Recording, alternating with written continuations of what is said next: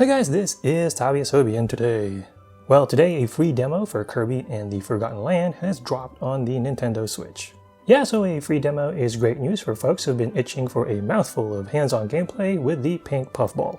In fact, I should be downloading the demo as this video is posting, so yeah, we'll see how it goes, but in the meantime, I was able to catch early footage of the video as part of a media preview just a few days ago, and so I'm going to talk to you about what I've learned during that early sneak peek, maybe answer some questions you have in mind, and also give you an idea of what to expect in the demo. Yeah, so first off, how many stages are in the Kirby and the Forgotten Land demo?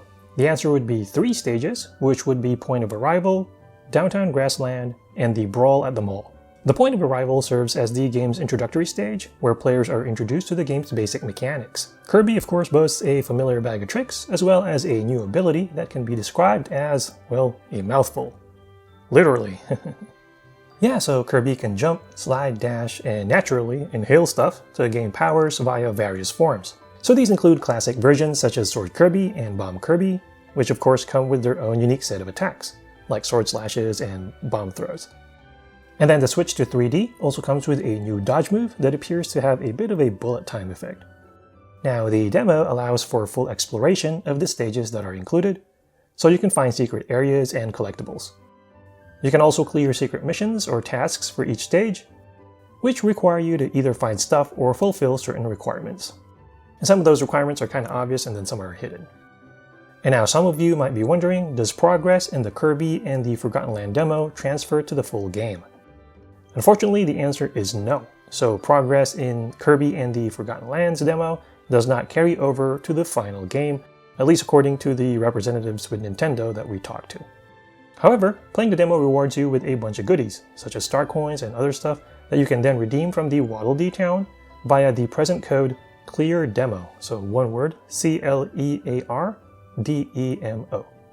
And then the next question is, does Kirby and the Forgotten Land demo actually feature co-op play? Well, yes, Virginia, the demo does have full-fledged co-op play for 2 players. Now, in the normal game, I believe that you have to go through a tutorial mode first in order to unlock co-op, but in the demo, the co-op mode is actually available right off the bat. Yeah, so player 2 can jump in real quick and then take control of Bandana Waddle Dee, who's going to be the second player character and has his own unique gameplay and can be fully controlled independently of Kirby. So Bandana Waddle Dee can't suck objects and assume a plethora of forms via copying like Kirby, but this soft-spoken ally's got a big stick. Big stick. Well, actually a spear. A little pointy spear. And Waddle Dee ain't afraid to use it. So Bandana Waddle Dee's moveset includes a spear charge, as well as a flying helicopter attack, for example, where it twirls its spear in the air. Bandana Waddle Dee can also synergize with Kirby in some cases, such as acting as a turret during car mouth mode, which certainly looks like a lot of fun. Now, I did ask the Nintendo reps if Bandana Waddle Dee and Kirby had specific combination attacks, and it doesn't look like that's the case, but they do have some of these synergies like the one I just mentioned. Now, in addition to getting extra fighting help, another benefit of multiplayer is the ability to share health items, including doing like a high five to share health. Now, are you going to be able to fight bosses in the demo? The answer is yes. So during the demo preview, we were shown several fights against some of the big baddies from the Beast Pack, which is what the bad guys group is called in this game. So the fights include a mini-boss with a shield, who has to be attacked I think from the side or the back in order to stun it. And then the demo also lets you fight the strong-armed beast boss, Gorimondo, which is basically a large ape that can jump in the air, and then send out shockwaves upon landing, and then it can also throw boulders and smack and grab Kirby. Like Mega Man, it's a good idea to use Kirby's powers when fighting this boss. So the gameplay we were shown actually had Ice Kirby basically use those ice powers to slow down Gorimondo by freezing his body. And then as with a lot of games, defeating a boss basically allows you to progress to new areas in the full game. And then another question is whether Kirby and the Forgotten Land has difficulty modes. And so the answer to that is yes. And so there are basically 2 difficulty levels, and the first one is Spring Breeze mode, which gives players more life and makes going through the game much easier.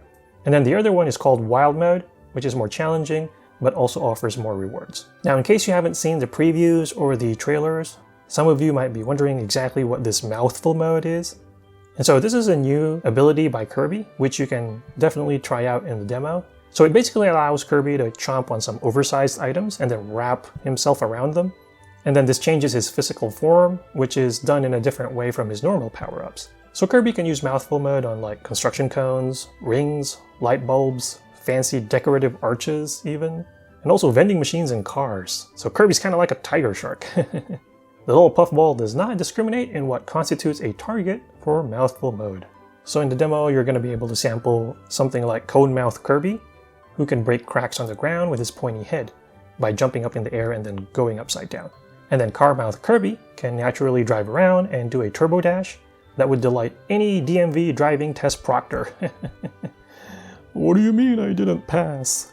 And then in case you're wondering who the blue mouse is, by the way, that's been shown in the trailers and what have you, that light blue chinchilla looking furball is called Elfilin. So from what we're told, the mysterious creature will play a key role in the story of Kirby in the Forgotten Land, which basically starts out, as with a lot of Kirby games, with Kirby pretty much getting abducted or sent to a strange land, and then this one has an extra plot twist of somebody capturing Waddle Dees for some reason. Anyway, there you go, a quick preview of the Kirby and the Forgotten Land demo.